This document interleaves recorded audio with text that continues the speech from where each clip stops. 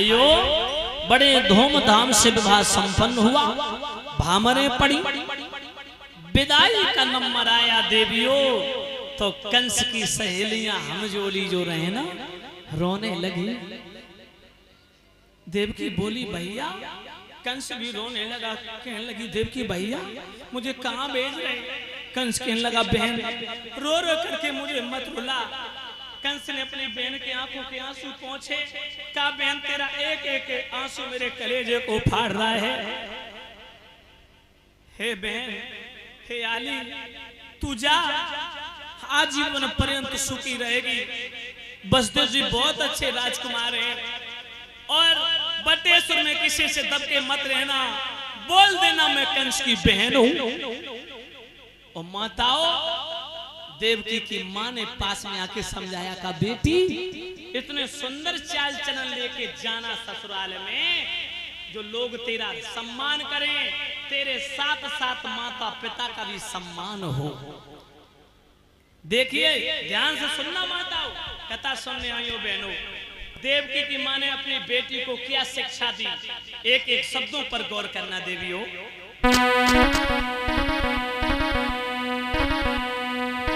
कि मानिए दुलारी मेरा कहना, थोड़ा सा हल्का सा बेचता। मानिए दुलारी मेरा कहना, इस भांति रहना जाके ससुराल में।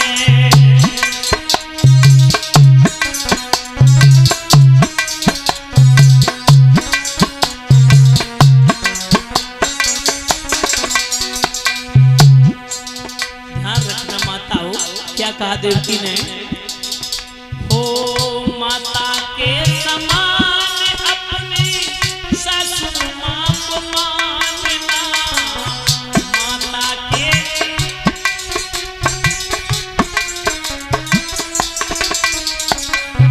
पिता के समान अपने ससुर जी को जानना। पिता के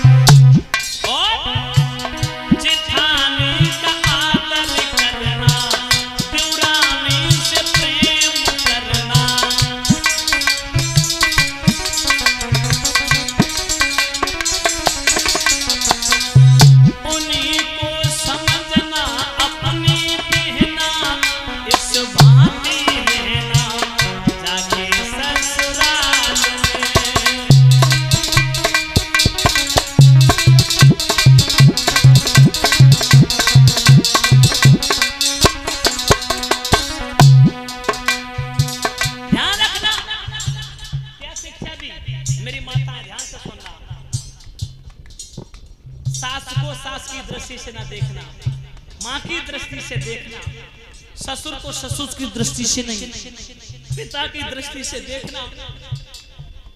जेठानी का आदर करना, देवरानी को बहन समझ करके प्रेम देना, ऐसे सुंदर चाल चलन लेके जाना जो कोई भी उंगली ना उठा पाए तेरे चरण पर। और एक बात और कहेंगे, हर माता को ये शिक्षा देनी चाहिए अपनी बेटी को। आप लोग देती हो? जोर से बोलो, देती हो? देनी चाहिए। अगर ससुराल में उपद्रव होता है, तुम्हारी बेटी लड़ाई करती, झगड़ा करती है, सास ससुर से बदतमीजी से पेश होती है, तो आसपास के मोहल्ला के लोग क्या कहते हैं? यार ऐसे अम्मा दद्दा हो, ऐसे मेहताई बाप तैसी बिटिया है, तैसी लली है जैसे मेहताई बाप।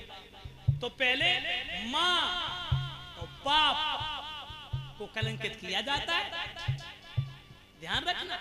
एक बात और कहेंगे, आज जो हमारे समाज में विभिन्न प्रकार से जो कुरीतियां फैल रही हैं, उस पर मैं आपको एक दिशा निर्देश देना चाहता हूं।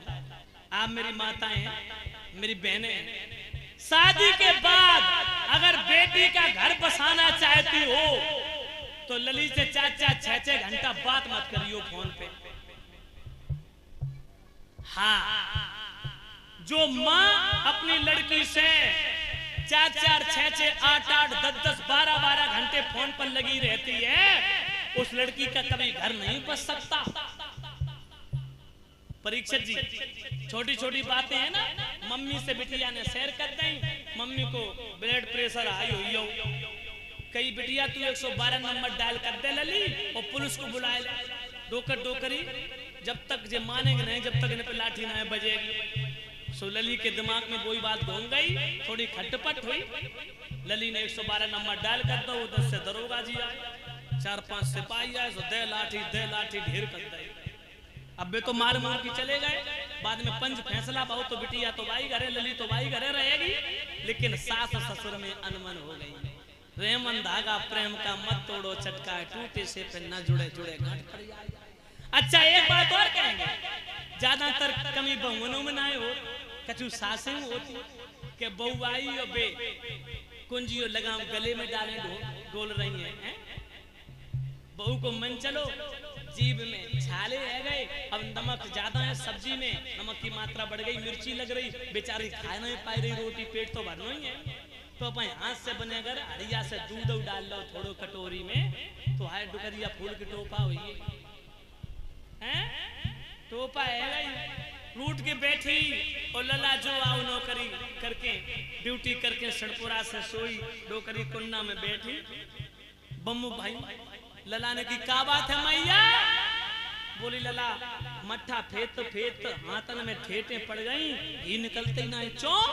बोले तेरी बहू पर से मलाई डाल के खाए ले। तब तो ऐसी बहुन के चुटीला, शासन के चुटीला पकड़ती बहू। अरे बहू को बेटी समझो और बहू आपको माँ समझे, और माँ बेटी का जहाँ संबंध हो जाता है, बात विवाद होने का कोई मतलब ही नहीं रहता, कोई मतलब नहीं बनता है, ध्यान रखना। 4 बर्तन है, थोड़ी बहुत तो कासुनी हो जाती है, खटपट हो जाती है, लेकिन ऐसा कदम मत उठाना देवियों जिससे तुम्हारे माता पिता के स्वाभिमान पर ठेस पहुंचे। क्या जवाब दे रही है देवकी की माँ? हो कभी कभी सास तेरी कड़वे बोलेगी, कभी कभी